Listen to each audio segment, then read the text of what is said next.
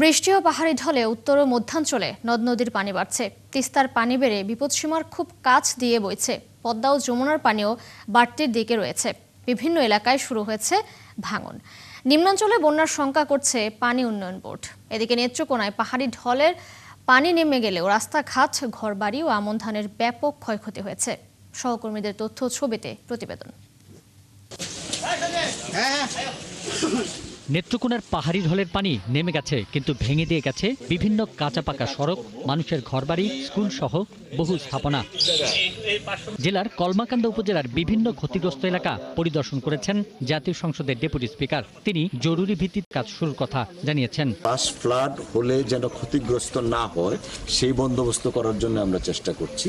আমি আজকে সরজমিনে এখানে আসছি। কনসার্ন যারা সরকারি কর্মকর্তা আছেন ওনারাও এসছেন।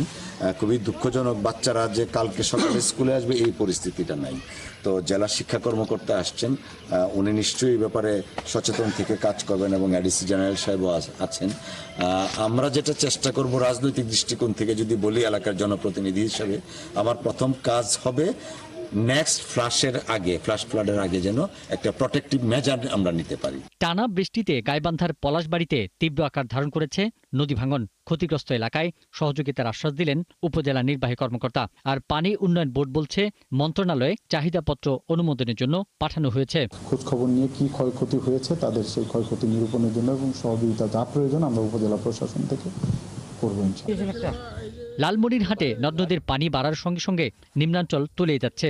অনেক এলাকায় দেখা দিয়েছে ভাঙন। পানি উন্নয়ন বোর্ডের নির্বাহী প্রকৌশলী জানিয়েছেন, পানি বৃদ্ধি এবং কমার কারণে এই ভাঙন। ঠিকভাবে থাকতে পারি না, রান্না বান্না করতে পারি না, কতদিন আবার শুকনা চিরা মুড়ি খেয়ে থাকি। এদের যে সমস্যাটা হয়, এরা কোথাও যেতে পারে না। পানি যখন ওঠে এরা গরু ছাগল নিয়ে সমস্ত রাস্তা উঠে লাগে। বুধবার সকালে নীলফামারীর ডালিয়া পয়েন্টে তিস্তার পানি বিপদসীমার মাত্র 1 থেকে 2 সেন্টিমিটার নিচ দিয়ে প্রবাহিত হয়। খুব দ্রুত নেমে যাচ্ছে, আরও নামবে।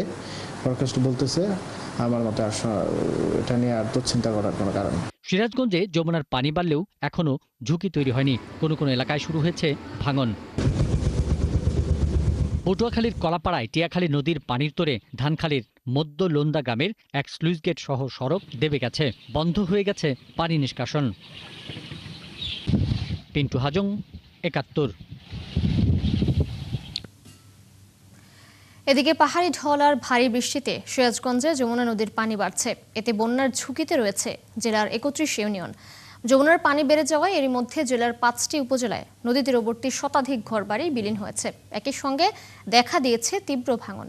ফলে সম্ভাব্য বন্যা পরিস্থিতিতে জেলার ৮৩টি ইউনিয়নের মধ্যে ৩১টিকে ঝুঁকিপূর্ণ হিসেবে চিহ্নিত করা হয়েছে।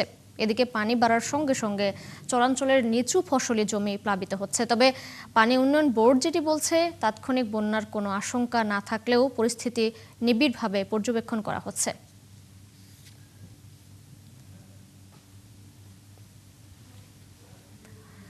ভোলায় আবারও ভয়ঙ্কর হয়ে উঠেছে মেঘনা নদী। বর্ষা মৌসুমের শুরুতেই সদর উপজেলার শিবপুরে বিস্তীর্ণ এলাকা নদীতে বিলীন হয়ে গেছে। ঝুঁকির মুখে পড়েছে পানি উন্নয়ন বোর্ডের বেড়িবাঁধ, বহু ঘরবাড়ি, শিক্ষা প্রতিষ্ঠান সহ বিভিন্ন স্থাপনা। ভাঙন রোধে দ্রুত কার্যকর পদক্ষেপ না নিলে এই বর্ষায় ১,০০০-এরও বেশি বাড়িঘর ও স্থাপনা ক্ষতিগ্রস্ত হবে বলছেন নদীপাড়ের বাসিন্দারা। কামরুল ইসলামের তথ্য ছবিতে প্রতিবেদন। একসময় ভোলার শিবপুর ইউনিয়নের নদীপাড়ে ছিল অসংখ্য বসতভিটা, ছিল খেলার মাঠ, মসজিদ, স্কুল সহ বিভিন্ন স্থাপনা। এগুলো এখন শুধুই স্মৃতি। বছরের পর বছর নদী ভাঙনে চোখের সামনেই বিলীন হয়েছে অসংখ্য পরিবারের ঘরবাড়ি, ফসলি জমি সহ কবরস্থান। কয়েকবার জায়গা বদল করে অনেকে আশ্রয় নিয়েছেন খাল এলাকার বেড়িবাঁধের পাশে, কিন্তু সেখানেও শুরু হয়েছে ভাঙন। এতে মাথা গোঁজার ঠাঁইটুকু হারানোর শঙ্কায় বাসিন্দারা। 3 ভাঙা দিছে আঙ্গুরে, অন্ত কই যামু কইতাও মনে আঙ্গুরটা তো চিন্তা তো মাথা ধরে গেছে। বেড়িটা যদি ভাঙা লই যা, আমাগর কে আর দিব, কে জায়গা দিব, কই থাকো। বাড়ির থেকেও নদী মনে করেন 20 দূরে আছে। গত বছর বর্ষা থেকে এ পর্যন্ত মেঘনার ভাঙনের কবলে পড়েছে ধনিয়া থেকে শিবপুর ইউনিয়নের ভোলাখাল, বালুর মাঠ পর্যন্ত বিভিন্ন এলাকা। বিলীন হয়েছে 100-এরও বেশি ঘরবাড়ি। এখন ভাঙনের ঝুঁকিতে রয়েছে শহর রক্ষা বাঁধ সহ 1000-এরও বেশি বাড়িঘর ও স্থাপনা। গেছে বছর বস্তা লাইছে, বস্তা আলার পরবর্তী অন বস্তাগুলা সরে গেলে এই নদীগুলা বেরির লগে বাইরে গেছে, বেরি ভাঙলে গেলে ভোলার শহরটা তলায় যাবে। এই রাত্রে সব বস্তা ডাইবে গেছে পানির স্রোতে। ওইটা ঘাটটা গেছি, শিবপুরা ঘাটটা গেছি গিয়া, বালুর মাঠটা যাইতেছি গিয়া ভাঙ্গিয়া। বসতবাড়ি রক্ষায় সিসি ব্লক দিয়ে বাঁধ নির্মাণের দাবিতে মানববন্ধন সহ বিক্ষোভ করেছেন এলাকাবাসী। তাদের অভিযোগ, আশ্বাস দিয়েও টেকসই বাঁধ না দিয়ে দায়সারা কাজ করছে পানি উন্নয়ন বোর্ড। এই পানি উন্নয়ন বোর্ড আমাদের শুধু আশ্বাস দিয়ে যাচ্ছে, আমাদের কোনো কার্যক্রমে আমরা মিল পাচ্ছি না। নামে মাত্র কিছু জিও ব্যাগ ফালাই দেওয়া যায়, এগুলো হচ্ছে পানির স্রোতে ভাইসা যায়। সিসি ব্লক দিয়ে এই নদী যদি বাঁধ না দেয় তাহলে এই বাঁধ থাকবে না, এই বাঁধ না থাকলে ভোলা শহর থাকবে না। অবশ্য পানি উন্নয়ন বোর্ডের নির্বাহী প্রকৌশলী জানান, শিবপুরের নদী ভাঙন রোধে দীর্ঘমেয়াদী প্রকল্প মন্ত্রণালয়ে পাঠানো হয়েছে। অনুমোদন পেলে কাজ শুরু হবে। দীর্ঘমেয়াদী পরিকল্পনা হিসেবে একটা উন্নয়ন প্রকল্প প্রণয়ন করা হয়েছে, যেখানে 4 কিলোমিটার নদীতে সংরক্ষণ কাজ, 6 কিলোমিটার বাঁধ পুনর্বাসন কাজ অন্তর্ভুক্ত করা হয়েছে। এই প্রকল্পটি প্রাকৃত ব্যয় প্রায় 686 কোটি টাকা। প্রকল্পের অনুমোদন হলে ব্লকের কাজ বাস্তবায়ন করে ভাঙনকে সম্পূর্ণরূপে প্রতিরোধ করা যাবে বলে আমরা আশা রাখি। ভোলা জেলায় পানি উন্নয়ন বোর্ডের 350 কিলোমিটার বেড়িবাঁধ রয়েছে। এর মধ্যে 49.66 কিলোমিটার বেড়িবাঁধ ও 60 কিলোমিটার নদীর তীর সিসি ব্লক দিয়ে সংরক্ষণ করা হয়েছে। মনিরা কাজুরি, 71।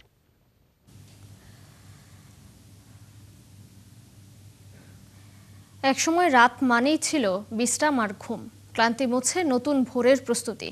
জলবায়ু পরিবর্তনের প্রভাবে সেই রাত এখন অনেকের কাছেই অস্বস্তির।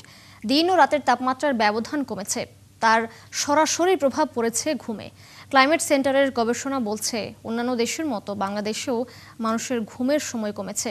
চিকিৎসকরাও জানান, দেশে ঘুমের সময় কমে গেছে অন্তত 1.5 থেকে 2 ঘন্টা। দর্শক আরও জানাচ্ছেন ভাস্কর ভাদুরী।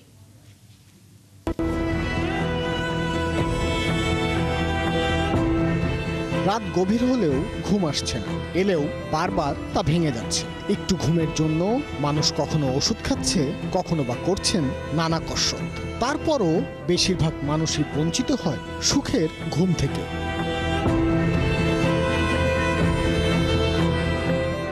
ক্লাইমেট সেন্ট্রালের সাম্প্রতিক গবেষণায় উঠে এসেছে উদ্বেগজনক তথ্য।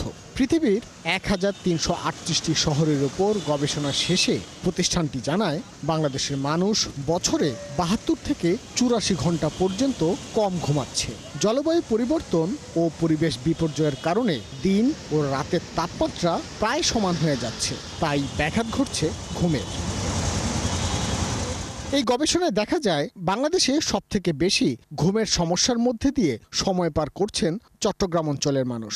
বছরে তাদের 84 ঘন্টা ঘুম কম হয়। এরপরেই আছে খুলনা, সেখানে বছরে 79 ঘন্টা ঘুম হারাচ্ছে মানুষ।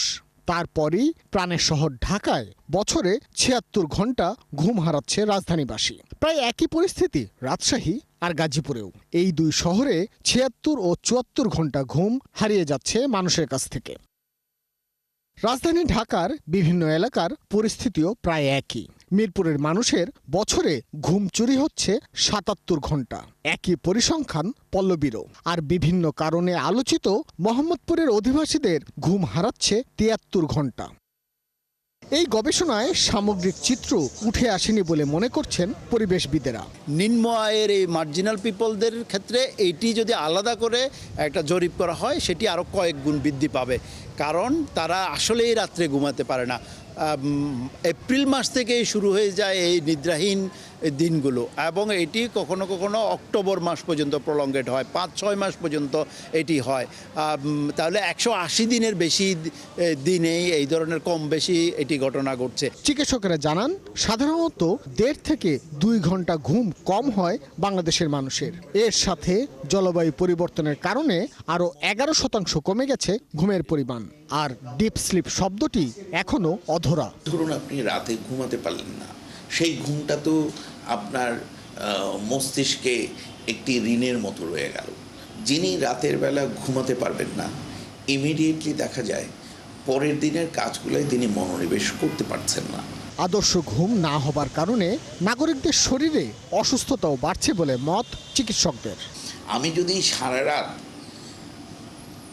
7 থেকে 8 ঘন্টাও লাইট স্লিপ নেই, আমার কিন্তু সেই ঘুমের যেই উপকারিতাগুলো এর আগে আমি বললাম, সেগুলো কিন্তু পাবো না।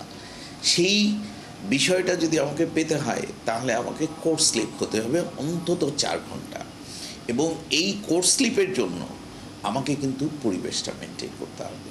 আর ঘুম কম হওয়াদের মধ্যে নারীদের সংখ্যাই বেশি বলে জানান চিকিৎসকেরা। ভাস্কর ভাদুরী, ৭১, ঢাকা।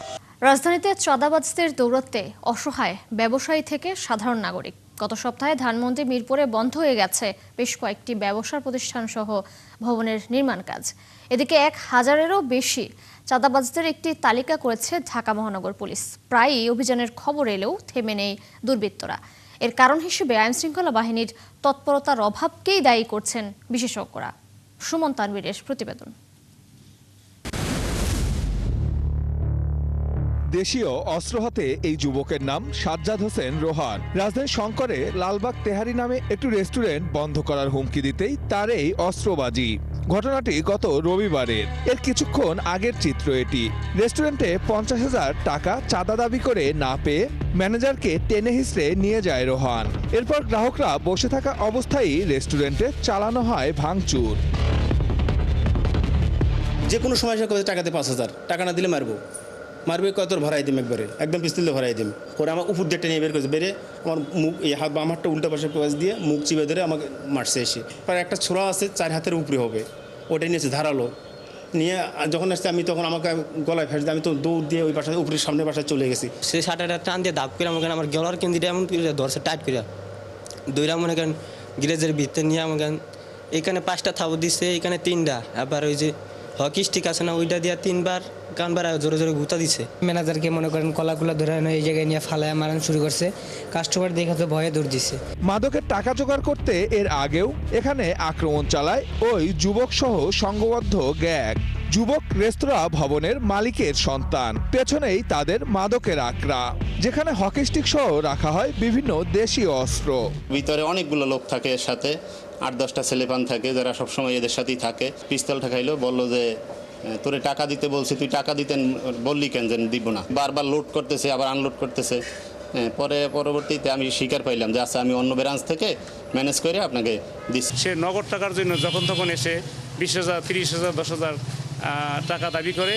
টাকা দিতে অস্বীকার করলে যখন তখন হামলা চালায় এবং গালমন্দ করে, মারধর করে। আমার পাশে দোকানদার তার সাথে করেছে, এই পাশে আরেকটা দোকান, এখানে একটা রেস্টুরেন্ট ছিল আলাউদ্দিন, সেই ভদ্রলোক তার সাথে করেছে এবং সেই দোকান বন্ধ করে দিতে বাধ্য হয়েছে। দুই ভাইয়ের ভয়ে এই এলাকায় ব্যবসা গুটিয়ে চলে যেতে হয়েছে বেশ কয়েকজনকে, যা সবগুলোই এখন বন্ধ। কার ইন্ধনে এই অস্ত্রবাজি করছে তারা তা জানতে তার বাসায় গিয়েও দেখা মেলেনি, ফোনেও পাওয়া যায়নি তাদের। রোহন ভাই, পুলিশের দাবি মামলা হওয়ার পর থেকেই তাদের গ্রেপ্তারে অভিযান চলছে। ব্যবসায়ীদের নির্বিঘ্নে ব্যবসা চালিয়ে যেতেও আশ্বস্ত করা হয়েছে। আমরা যে পরে গত দিনে যে ঘটনায় মামলা নিচ্ছে, ঠিক আছে, মামলা নিচ্ছে, আমরা তদন্ত সাপেক্ষে ওটা আমরা আসামি 70 সাপেক্ষে আসামি অ্যারেস্ট করবো, ঠিক আছে। আর এটি রাজধানীর মিরপুরের দোয়ারিপাড়ার চিত্র। নির্মাণাধীন একটি ভবনে দেশীয় অস্ত্র নিয়ে মহড়া দিতে দেখা যাচ্ছে কয়েকজনকে। স্থানীয়দের থেকে মেলে কয়েকজনের নামও। এই যুবকের নাম মোহাম্মদ জামাল। লাল গেঞ্জি পরা এই লোকের নাম আব্দুল হক। আরেকজনের নাম শিপু। অন্য আরেকটি ভবনের কাজ বন্ধ করার হুমকি দিতে দেখা যায় যাকে। দুয়ারিপাড়ার ওই ভবনে গিয়ে কথা হয় শ্রমিকদের সঙ্গে। কদিন পর পর দলবল নিয়ে কাজ বন্ধ করে দেওয়া হয় বলে জানায় তারা। কইতাছে পিডেলে তাহলে আর কাজ যাবে না। পরে ব্যাগটি দৌড় পাইছে, ওই পাশে ঝাঁপ দিয়ে নামি আমরা বাসায় গেছি। সিসি ক্যামেরা লাগাইছি, লাগানোর পরে আবার একদিকে রাস্তা দেখছে কি ক্যামেরা আছে, ভিতরে ঢুকে না। পরে পোলাপাইন দিয়ে সিসি ক্যামেরা খুলে নিয়ে গেছে। এখন ওদেরকে চান্দা না দিলে না কাজ করে দেবো না। ওই ফলট দিয়েছে 10 লাখ, আপনারা টাকা দিবেন না। যেই কাম করে সে দিয়েছে 5 লাখ, কাম করে আপনি দিবেন না টাকা। ওদের কথা হলো টাকা দিলে কাজ করতে পারবো না, কাজ করতে পারবো না। চাঁদাবাজদের এই দৌরত্ব কেন থামানো যাচ্ছে না? একজন বিশ্লেষক বলছেন রাজনীতি এর পেছনে একটি বড় কারণ, আর পুলিশেরও অপরাধ দমনে অনীহা রয়েছে। ভাগবাটোয়ারার যারা অংশীজন বা যারা এই সুবিধা যারা ভোগ করেন, তাদেরকে যদি আমরা আইনের আওতায় আনতে না পারি এবং দৃষ্টান্তমূলক শাস্তির ব্যবস্থা তৈরি করা সম্ভব না হয়, তখন এই চাঁদাবাজি নামক অপরাধকে নিয়ন্ত্রণ করাটা খুবই কঠিন। বিভিন্ন বণিক সংগঠনের জরিপ বলছে 2024 সালে রাজনৈতিক পট পরিবর্তনের পর রাজধানীতে চাঁদাবাজি বেড়েছে 20 থেকে 50%। সুমন তানভীর, 71 ঢাকা।